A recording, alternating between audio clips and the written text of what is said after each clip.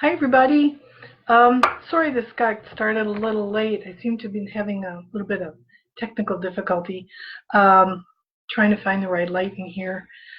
Um, Welcome to the last live installment of Want the Right Dog, Ask the Right Questions. This last live is entitled Kibbles and Bits. If you've done any training with me and you've gotten a handout sheet for homework or an individual lesson plan, you'll be familiar with kibbles and bits. That's the paragraph that's on the bottom that just has a few little extras just to tie everything together.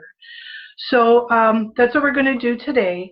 There's just a few other questions that are somewhat an unrelated category that I wanted to go over with you and pose to you before we wrapped up this live series. So let's take a peek at looking outside the home or related to the house, but not necessarily related directly to family. So let's look at breed restrictions. Now, that's something you probably want to find out, or you will want to find out before you bring a dog or puppy home, is does your county or does your city have any type of breed restrictions that you know of? That breed restrictions, is a lot of controversy out there, but either way, whether they do or they don't, it's a real important thing to find out before you would choose a breed of dog that you would bring home. Check with your insurance company. I know before I got my Alaskan Malamutes, I did check with my insurance company to make sure that the Alaskan Malamute was not on a restricted list for my insurance. In some places, they are. And also along with that, be it your city, your county, or your insurance company, do they have a limit for number of dogs you can own? Some places, some counties do, some insurances do, so you want to be sure you're really careful of that before you bring one more dog into the home if that puts you over that limit. If you rent or lease the place where you're living, you'll want to check with your landlord and find out if they have anything in the contract about the size of dog you can get. Sometimes it goes by the weight of the dog. If there's a breed restriction, if there's a number of dogs that you're allowed to have in the home when you're renting, it's really important to know.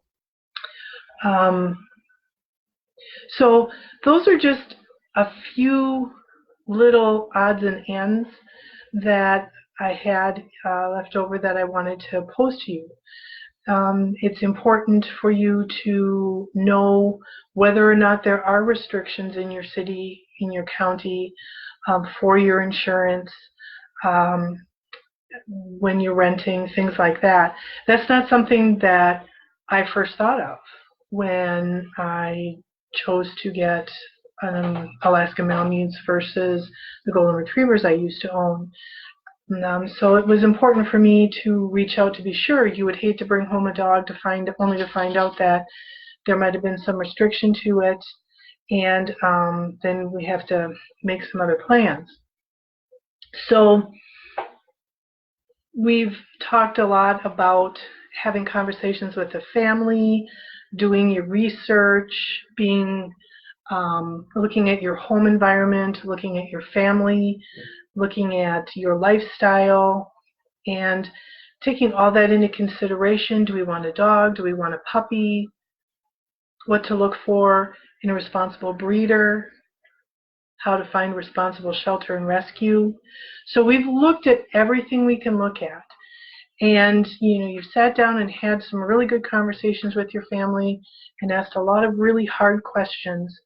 But the most important question to ask yourself is, after all is said and done, are we truly being realistic?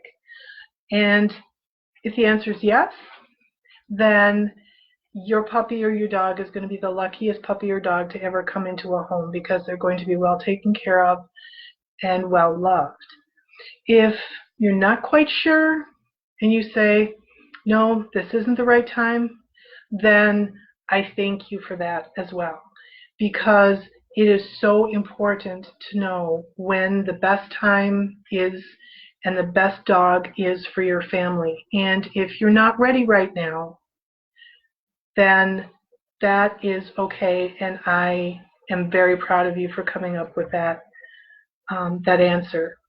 So waiting until you are ready and taking the time to find the right dog or puppy for you when the time comes is going to set yourself, your family, and your furry, four-legged, fuzzy one up for a lifetime of happiness. So that's pretty much everything in a nutshell. I really appreciate everybody coming in and spending their Sundays with me over these last Sundays and listening in. If you or your friends or family members, anybody you know that is possibly thinking about getting a dog or a puppy, be sure to direct them to my Facebook page here and have them watch the series.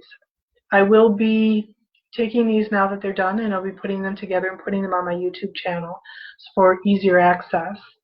And if you ever have any questions, if your family or friends have any questions, I would be more than happy to sit down with you and help go through all of these questions with you again and help you find the best puppy or dog for your family that we can, or possibly help you decide whether or not it's time for that new family member and when would be the best time. So feel free to follow me on my page and ask any questions. And if you have any ideas for any lives that you would like to hear, please let me know. I really like this platform, and I really like being able to be with you and talk to you about the things that you are interested in when it comes to living and bonding and guiding your dog along. So again, thank you so much for tuning in. I very much appreciate it. I hope you have a great Sunday evening, and I especially want to thank my family, my little sister. She's been here for every single one of these things, and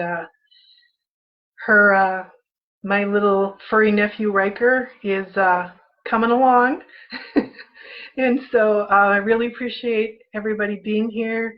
I see my daughter Lindsay is here, and my family has been a huge support, and I couldn't do it without them. So have a great Sunday, and I will talk to you all soon.